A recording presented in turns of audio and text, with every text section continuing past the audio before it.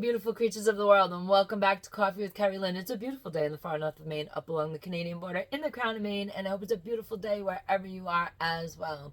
Ladies and gentlemen, beautiful creatures of the world, I hope you had a beautiful and blessed Easter Sunday.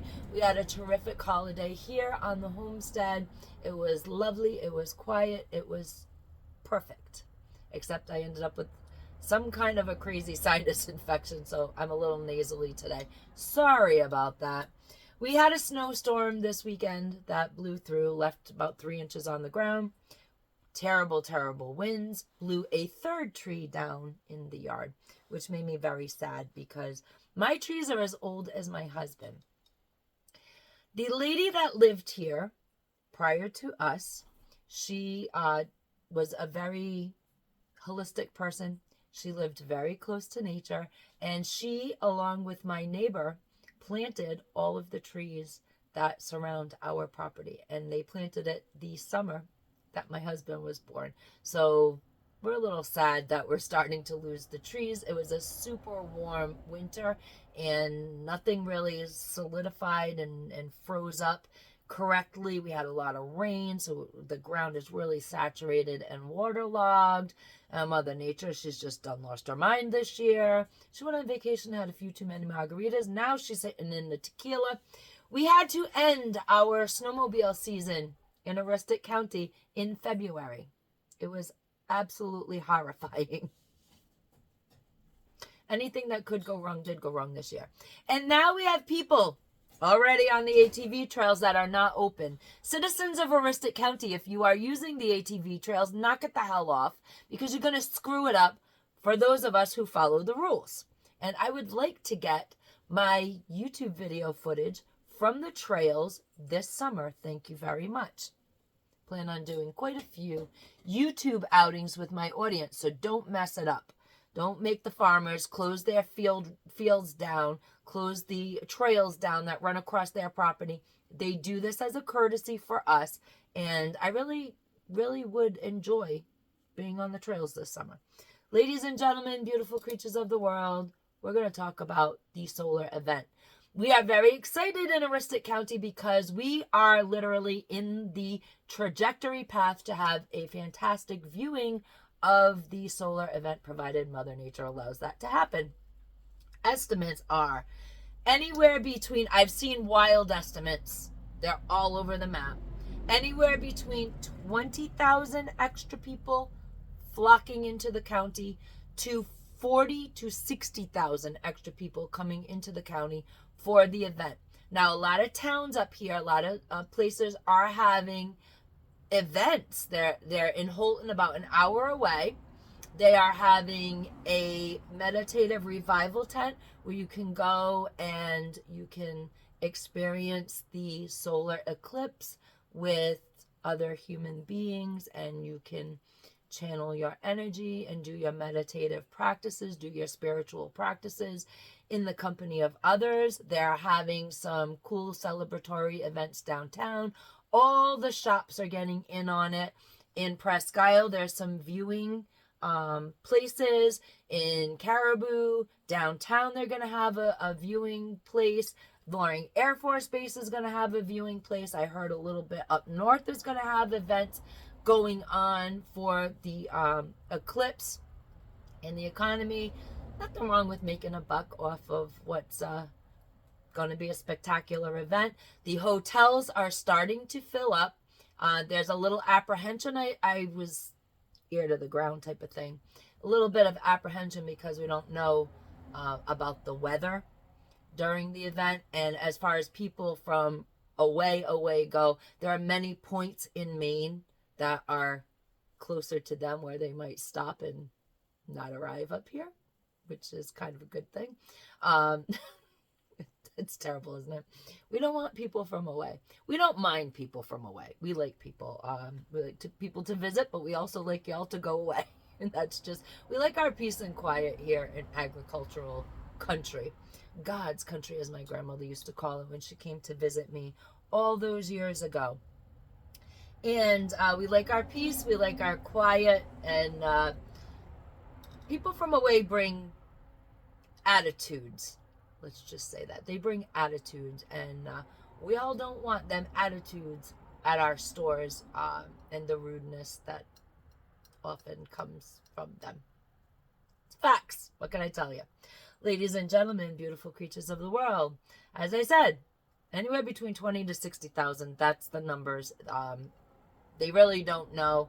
We're 6 hours from Boston, so we don't know how many people are actually going to show up here. However, people are freaking out because FEMA is telling people to get 3 days worth of food and water and gasoline for your cars. Get all your cars all gassed up for the event.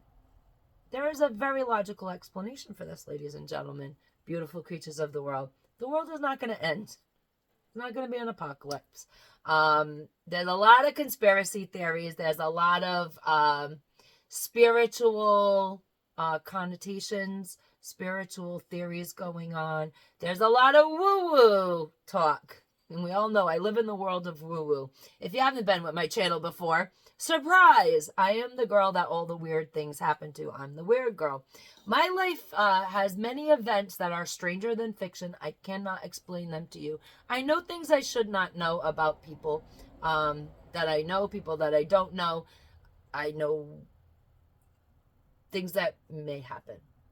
And that's just my life. I live close to nature. I run a homestead. I work with livestock. I work with the natural world. I live as close to nature as possible in the cycle of life. And that's who I am. There's a lot of woo-woo going on in my life, ladies and gentlemen. Beautiful creatures of the world. And it's just an accepted fact in my family. Now, that being said, FEMA does have very good points as to why you should have extra food, water, and gas on hand, at least 3 days extra. We are the size, Aroostook County alone is the size of Rhode Island and Connecticut put together. And we are not a dense population. We are very, to the landmass, we are a comfortably sparse populated area. We're agricultural. And a lot of our land is woods, and it's, you know, woodland agriculture as well as farm agriculture, and that's what goes on up here. And we got the lakes, and we have all sorts of people. We have thousands and tens of thousands of people that come in through the summer months, and they do their vacationing, and they have their homes on the lake, and they have their campgrounds, their summer homes that they come to, and then they snowbird down to Florida in the warmer states in the winter, and that just keeps everything going around. Now, people have made mention up here about the extra gas. Ladies and gentlemen of the county, while we love people to come and visit, we also want them to have the ability to leave the county. So they're going to be sucking up some extra gas. And that's just, we're just not in the tourist season yet. So I think that makes a difference as to why you should have extra food. If you have the need for extra water, extra gas in your gas tank. If you live off grid and need some extra gas for your generator, just get that. If you live in the county, you probably already have all that, because we have crazy winters where we can't get to the store for a day or two after a snowstorm. So you're used to pantry building. If you're in the trajectory and you're not used to pantry building, get 3 days worth of food. It's not going to hurt you in any way, shape, or form. It's just going to mean you buy less groceries if you have to the following week. Now, if you've been with my channel since January, you're doing the 5-can challenge and you are building a pantry, and you're all set because you've been doing this since January. So you got all the extra that you need in your house. Just make sure your cars are gassed up.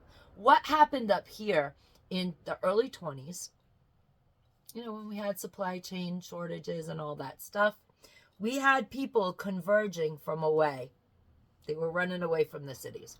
And we had, before we closed the border down, we had a lot of people from Canada cross the border, because we are a border state and we only live 15 minutes from the Canadian border. And there was panic everywhere because nobody had enough, because things were broken. And so while we were suffering here, people from all over were coming in and purchasing what little we had and taking it back to from wherever they came from. And that caused a lot of our small supermarkets up here right along the border to check license plates when you pulled into their grocery store. And if you did not have a main plate on your car, you were told to leave. And if you did have a main plate on your car and they were not used to seeing you in their store, they asked you for your identification and you were asked to leave because you were not from their town. And this is why we keep a little extra on hand during these kind of events. So it's not so strange and so cynical as to why FEMA is asking people to do these things. Now NASA's asking people to become citizen scientists, and this is also freaking people out. NASA would like you to, if you are in the trajectory path at the height of the solar eclipse, to take photographs, take videos, listen to what's going on in the world around you. Now, if you've never been through a solar eclipse, it will get dark, and generally the animals go very quiet because they get confused. They think that night has fallen, and if you don't hear birds chirping in the evening, you probably won't hear birds chirping during the eclipse. And there's one extra thing that people are freaking out about.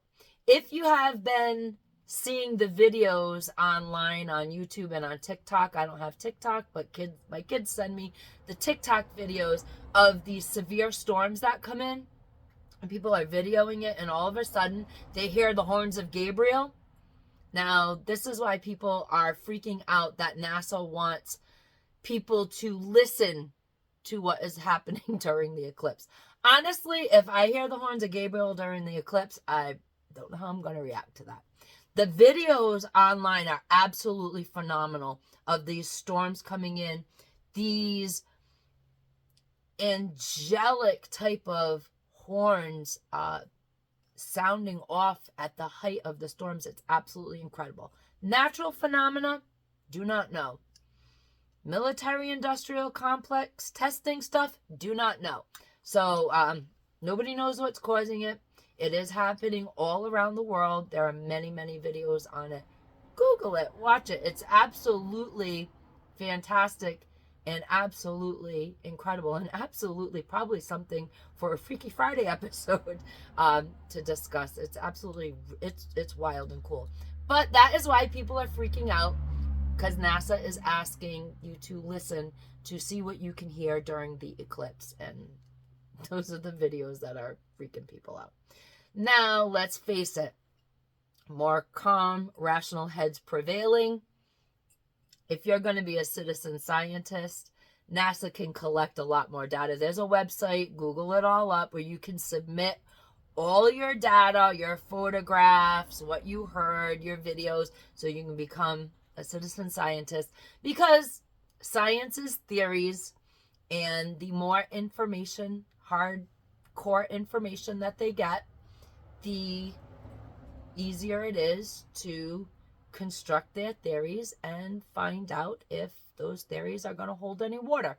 We all walk around with computers in our pockets. This is really the first, I guess, solar eclipse that everybody has a computer in their pocket. So it'll be a mass data issuance to NASA through their website, and they will be able to draw their conclusions and prove their theories and disprove their theories. Now, a lot of people are freaking out because at the height of the solar eclipse, they're going to start up another super collider. I don't know. I have no opinion on this. Maybe that they shouldn't. But they're going to, because they're the science community and they like to do weird, wild things that freak people out. So, I don't know. Your guess is as good as mine. I'm going to be on my back deck watching this and relaxing. Now we're going to get to the super simplified science as to what is going to happen to the human body during the eclipse. Super, super simple. We live in a world of artificial energy, ladies and gentlemen, beautiful creatures of the world. And that energy courses through us And that energy is unnatural to the harmony of the human body. I'm getting a little bit into the woo-woo now. So if you'd like to say goodbye, see you later. But for those of you who want to stick around for the woo-woo, here we go. We live with 5G, not natural. We live with electric lines above our heads, not natural. We live with Wi-Fi. We live with extra microwaves. We live with all this stuff that we are producing into the world. We're containing it. We're producing it. We're putting it out into the world. Now, your body understands what to do with itself when it gets sick and when it is perfectly healthy. Your body is a supercomputer that knows how to run its software in the natural world. But we are stripping away more and more of the natural world and adding in all of these crazy artificial elements and a lot of this artificial energy. And that's messing with the free radicals. Absolutely. It's messing with the DNA. It's messing with your cell composition. And then we add lovely things like we eat all the wrong things. We eat a lot of processed food. We eat a lot of garbage. We eat a lot of just absolute shit that shouldn't be in your body. We're consuming it. And you got the sciencey people and they're adding crap to the seeds that we plant and we're consuming that. Everybody's messing around with something, and it is messing around with the human body. And what is going to happen at the height of the solar eclipse? The energy from the eclipse is going to override all that artificial energy. And at a certain point, if you want to meditate and you're doing your grounding and your meditative practices, you are going to feel the change and you are going to feel the healing of the natural energy as it flows through the atmosphere, as it flows through the planet, as it flows through the earth, as it flows through you. And it is going to displace a lot of this artificial energy. Maybe your grid goes down, maybe you lose your Wi-Fi, maybe your phone goes down for a little while. Who knows? We don't know. There's solar flares, there's the devil's comet happening, there's all kinds of things that are going to go on at the height of the solar eclipse. So we have to bear in mind that the energy coming off this natural event is going to be super, super intense, and it is also the new moon day. So there's new moon happening, and we know for every new moon we gotta kind of clean out our spiritual closet. We gotta get rid of the energy that does not serve us any longer. I always talk about it in the essence of spring cleaning your spiritual energetic closet, and we do that around the new moons, and in the full moons our blessings start coming into the space we have created. Very simple analogy. I use it, and I've been using it with my children when they were small. Like energy attracts like energy in the universe. Facts. If you live in a more negative state of being, the energy you're going to attract, law of attraction, manifestation, is going to be chaotic and it's going to be negative. And if you live in a more positive energy, you are more optimistic, you are more open to hopes and dreams, and change does not scare you, you do not live on a fear level, then you will attract a lot of abundance, a lot of love, a lot of good health, a lot of positive energy into your life. Now, every new moon, we have to start cleaning our energetic spiritual closets out, because there are things that happen in life that are no longer serving the purpose of our experience. So we get rid of that energy by releasing it into the universe, allowing the universe to absorb that which no longer serves us in our lives. Makes a space, a void, so to speak, in your spiritual energetic closet. And during the moon cycle, as we all ask for things, and it does, people are praying. You're praying to God for things. You're praying to the universe for things. Some people are talking to the stars. Some people are talking to Mother Nature. However you do your spiritual practice, for the purposes of my channel, I always talk about God or the Creator as spirit. So people pray to spirit. They speak to spirit on a daily basis. You do it through your meditations. You do it through grounding. You do it through living as naturally as possible in the world.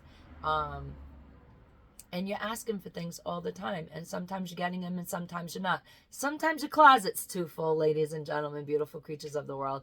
And we've got to empty that out and have a space, a void. And what happens is you start attracting the new energy, the new things, the new beginnings, the new experiences you want into that void, into that hole in your spiritual energetic closet, and it starts coming in and filling that void up. Now you feel a little spacey as the energy that no longer serves you is leaving the space.